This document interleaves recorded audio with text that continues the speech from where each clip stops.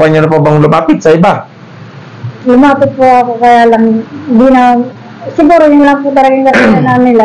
Saan po kayo lumapit? Sa mga potential po ng Taytay. Magkano po naibigay naman sa inyo? Huwag niyo po magitin ng pangalan, yung amount lamang. 200 po. 200 bawat konsyal. Yeah, magagaling sila, no? Mag-eleksyon natin. Sana sinabi mo mag-eleksyon na. Kahit man lang ginawa nilang tigi 1,000, di ba? 8 silang konsyal, 8,000 na yun.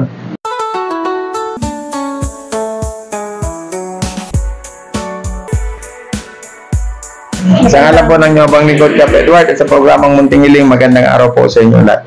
Ate, ba't napasyal po kayo? Hindi po lang sana ako ng konting kasi po yung anak ko namatay.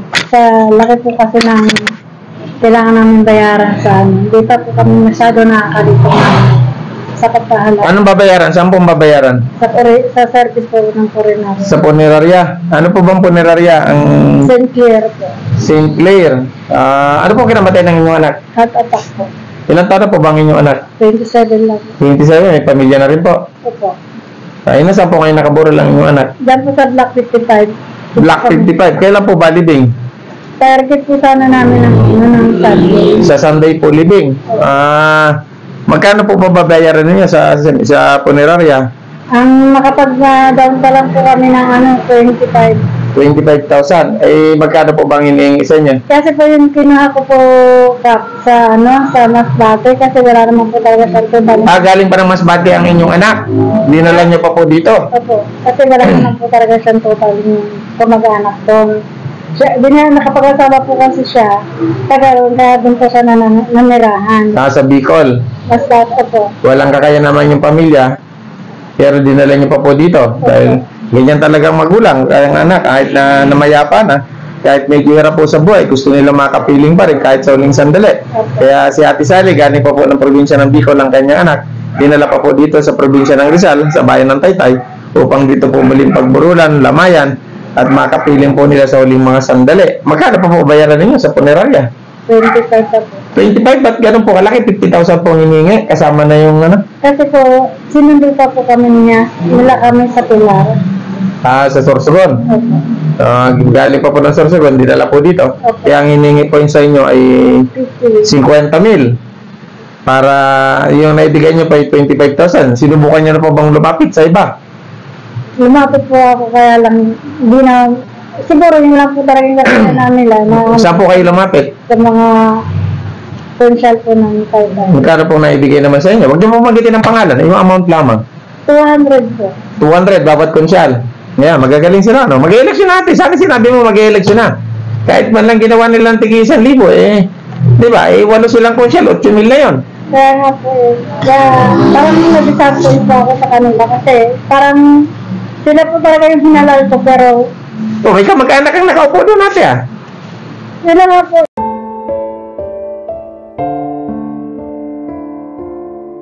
Si Nanay Sally, may kamag-anak kayong konsyal. Magkano po binigyan ng kamag-anak ninyo? Huwag mong bagitin ng pangalan. 200 nga po. 200 din! Pambihirang kamag-anak, nakita mo kagawad sa si Nanay Sally na mayapa. Ang kanyang mahal sa buhay, nilapitan niya ang kanyang kamag-anak at ang kanyang mga ibinotong konsyales. Kayo naman sana mga konsyales. Kayong mga halan ng bayan, itong isang ating mamamayan ng Taytay, namatayan at nahigit na namatayan, nangangailangan. Ang inyong banglingkod naman ay hirap din sa buhay. Pero hindi ko naman siguro kaya na mamigay lamang ng 200. Ang laki-laki ng kinikita ninyo. SOP pa lang ninyo. Ang lalaki na. Nabalitaan ko nga, galing pa kayo ng Amerika. Ilang daan libo ang inyong ginasta. Oh, di ba? Tapos itong isang nanay na nahihirapan, bibigyan nyo ng 200. Saan makakarating ang 200? Pinabalik pa. Pinabalik-balik pa kayo, nanay. Ito na tayo na. Sakto lang po sa 200. No, narinig ninyo, yung binigay ninyong 200, sakto lang sa kanyang pabasay, papunta at pauwi. Ngayon, tatakbo na naman sila ulit, nanay. Iboboto niyo pa ba? Hindi na po. Talagang, hindi ko na po talaga sila kaya. Nanay, kung sakali ba, Nanay Sally, ako'y mag-endorso ng mga kandidato. Hindi ko sila i-endorso, sinisiguro ko. Pati mayor, pwede niyo po ba akong pakinggan? Opo. Kasi yun na po ang inihiling ko sa aking mga kababayan. Hindi na po ako papalaot sa mundo ng politika sa ngayon. Ang nais ko lang sumuporta ng mga kandidato na pwedeng makatulong sa ating mga kababayan higit na sa nangangailangan At pag sinuportahan po natin at nanalo, sisingilin po natin sila sa pamamagitan ng paglilingkod ng tapat sa ating bayan. Kayo po yung namatay na, tapos binigyan kayo ng 200. Eh di, hindi naman po ako konsyal. Pwede na po ba 100 lang? Paano pwede pagkalaan niya? Yung po mga paglilibingan, nasa ayos na. Inano pa po namin kay sa ano po, kay Mayor na yung libreng libing. Ako naman, nangako. Mayor Alan, maraming salamat sa iyo, pare. At nang dahil sa iyo, nagkaroon ng libreng libing ang ating mga kababayan sa libingan pampubliko. Puntahan mo si Kuya Boy ngayon din. Bagitin mo aking, Kuya Boy, tulungan mo si Nanay Sale. Si Nanay Sale Alcantara, na taga-Sitio Pangulo, Barangay San Juan, Taytay, Rizal. Ngayon din, ako yung humingi sa iyo, Kuya Boy, sa ngalan ni Mayor Alan, upang matulungan natin ng libreng serbisyong papaglilibingan ang kanyang mahal sa buhay. Ngayon din mismo ate, sinisiguro ko sa iyo, tutulungan tayo ni Kuya Boy. Ha? Pwede na po kayong pumunta ngayon. Alam niyo po babae ni Kuya Boy Tagle? Hindi ko po. Bibigyan ko po kayo ng kapirasong papel. Sa ngalan po ni Mayor Alan. Lumapit na po ba kayo sa ating butihing mayor? Lumapit po. Yun po, hindi ko po ako nakakapag sa kanya kasi marami na po process na mga paper. Eh, hindi naman siguro, Mayor Alan. Ako yung humingi na sa inyo ng diretso. Pakita nyo ate. Iba-vlog po namin kagad dito. Panoorin mo, pakita sa kanyang vlog. Mayor Alan, pare, bilang isang ama ng bayan, ako'y dumudulog sa iyo. Ako naman ay mag-aabot dito. Pero sana po, pare, kung kaya mo doble, triplein, sana'y gawin mo alang-alang na lamang sa mamayapang anak ni Nanay Sally na siya ay binoto ka naman. Hindi naman kami naniningil. Pero bilang ama ng bayan, ako'y dumudulog sa iyo. Nagmamaniklod, tulungan natin si Nanay Sally upang mailibing ang kanyang anak na nanggaling pa ng probinsya. Ginawa niya pa doon, isang bangkay na, dinala sa Taytay. Ngayon, siya ay tutulungan mo naman sa paglilibingan. Sa pangunguna mo at sa pangalan ni Kuya Boy Tagle, matutulungan natin. Ano po ating masasabi mo? Ako po ay may pera pa dito natitira. Nakita niyo po kanina, pagdating niyo, namigay tayo ng plywood. Eto ate. Ako ate, hindi konsyal. Yung kanila ay 200. Oh, sa akin ate, 2,000. Maraming salamat, Kap. Sana po, ngayong next year, kayo po yung maging ng bayan ng Taytay, ng San Juan. Kasi kahit po hindi po kayo naaluklok sa sa bayang ito, malaki po ang sinuporta po namin niya sa amin, pamilya. Lalo higit po sa anak ko na nagda-dialysis po. Lagi po siya nakasuporta sa amin. Kaya ako lubos na nagpapasalamat kay Kap Edward Tante. Talaga po, nandiyan po siya kapag kailangan niya po siya. Wala po talaga akong masabi sa kanya. Sana po, kapag tumag po ulit siya, makita po niya yung pag-celebration niya sa taong bayan at lalo higit po sa mga mahihirap na kagaya ko. Nanay Sally, marami pong salamat sa iyong pagtitiwala sa akin. Dito po, wala na maraming proseso. Basta pag dumating dito, nakita niyo po, yung plywood, nakakarga na kagad sa tricycle. Dahil lang kanilang dingding daw, butas-butas na. Wala nang maraming hinihingi. Basta pag tinawagan ko, pinapunta ko, ibibigay yan. Ito, diretso kong sinasabi sa inyo. Kayong mga konsyales na binoto ng bayan ng Taytay, higit sa lahat sa mamamayan ng Taytay, mahiya naman kayo sa sarili ninyo. Ha? Kung kayo nasa kalagayan namin, o ni Nanay Sally, namatay at lumapit sa inyo, at nangangailangan ng mas malaking halaga, saan siya nanggaling? Dapat tanungin ninyo.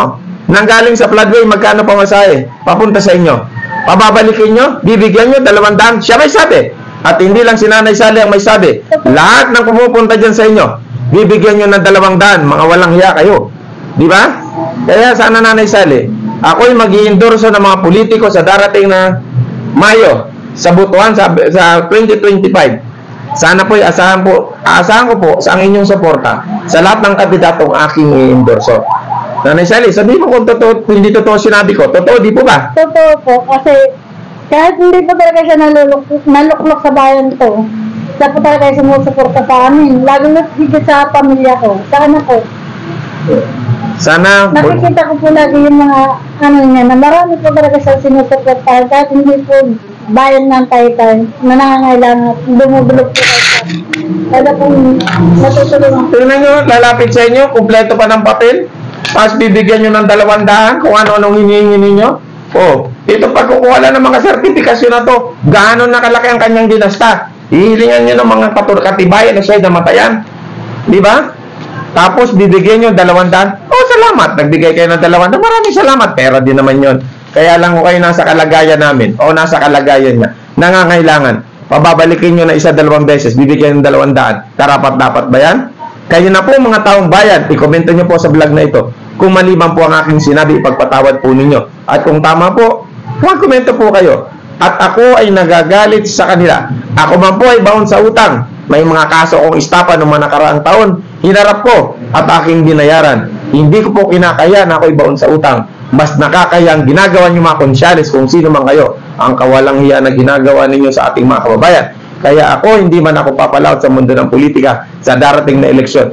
Pero ako ay mag-i-endorse ng mga kandidatong karapat-dapat at higit na makakatulong sa ating mga kababayan sa darating na midterm election. Kaya Nanay Sally, ako'y umaasa po sa inyo sa lahat ng aking natulungan, higit na sana ako inyong pakinggan ano man ang aking sabihin kung sino ang dapat nating dalhin sa darating na 2025 midterm election. Makakasa po kayo na kami ay susuporta po sa inyo. Magagawad Sally, anong masasabi mo? Ayan po. Sana po naman sa lahat ng mga konsyal ng bayan. Baguhin nyo naman po ang sistema nyo. Dahil po sa pera rin po namin ng ginagastos nyo. Kahit saan po ka nagarating. Marami na pong tao. So, nakarating pa sila ng Amerika, ha? Nakarating pa ng Amerika. Kung pera nyo ba ginasta nyo, pupunta kayo ng Amerika? Naku, Diyos ko po. Oh. Marami na pong tao. Wala na yan. Kaya ng taytay dahil po sa kagagawan nyo. Sana po, baguhin nyo naman sistema nyo. Oh. Iba na po ang politika ngayon. Matuto naman po kayo na sana po tumingin kayo kung saan kayo nanggaling. At kung ano ang nagpapanalo sa inyo, mga tagalaylayan, mga mahirap, yan po ang nagpapanalo. Tama, Kagawad Sally, mawalang galang na sa'yo. Noong sila hindi pa konsyal, ha? Ultimong paggasolina, wala kayo. Ngayon, papunta-punta kayo ng Amerika. Pag humingi sa inyo ng tulong, pababalikin nyo, 200 lang ibibigay ninyo. Mga walang hiya kayo. Mahiya naman po kayo. Hinalal kayo ng taong bayan para magsilbi sa bayan. Hindi para mamasyal kung saan-saan. Kahit sabihin nyo, sabihin niyo, pumunta kami doon. Dahil sa serbisyong pambayan, bakit? Nandun ba tayo sa Amerika?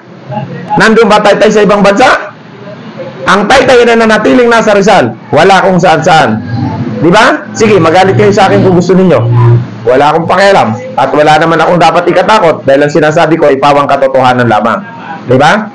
Ito'y katotohanan na dapat malaman ng taong bayan na kayo mga konsyal, nagpapakasarap. Kaming mga mamamayan ay nagpapakahirap. Nagbabayad kami ng buwis. Tapos, ganun ang gagawin nyo. Mamasyal lang kayo kung saan-saan. Yung isang tao, isang nanay na namatayan, galing pa ng probinsya ang kanyang anak, kinuha, bangkay na, dinala sa taytay, lalapit sa inyo, bibigyan nyo bariya. Kaya sa ngalan po ng inyong abang lingkod, Cap Edward, ako po hindi nagagalit. Sinasabi ko lamang po ang katotohanan dahil ako po ay nasasaktan sa ginagawa ng ating mga elected public official na dapat maglingkod sa bayan. Ngunit ang kanilang ginagawa ay paglingkuran ang kanilang sariling bahay. Sa kanyang sariling pamilya lamang at sariling bulsa ang binubusog. Kaya Nanay Sally, pagpatawad po ninyo, ako ay nagagalit sa kanila na dahil sa mga kagaya nating pinababayaan at pinawawalang bahala na lamang sa ating pangangailangan. Sana, paring Alan, tulungan po natin si Nanay Sally. Pero ako naman po yung umaasa, pag lumapit sa iyo, hindi mo siya bibiguin. Ibinoto ka namin. Ayan, alam ng taong bayan yan. At alam mo yan, binoto kita. Hindi lang basta boto, tinulungan kita. Diba? Hindi ko sinisingil, ang tinulong ko sa iyo yung para sa bayan na lamang. Sana'y mapaglingkuran natin. Kahit hindi sobra, maging sapat man lamang sa kanilang pangangailangan. Maraming salamat po. Magandang araw po sa lahat ng taga-subaybay. I-comment nyo po sa vlog na ito. Kung may mali man po ako, ipagpatawad po ninyo. Maraming salamat at magandang araw.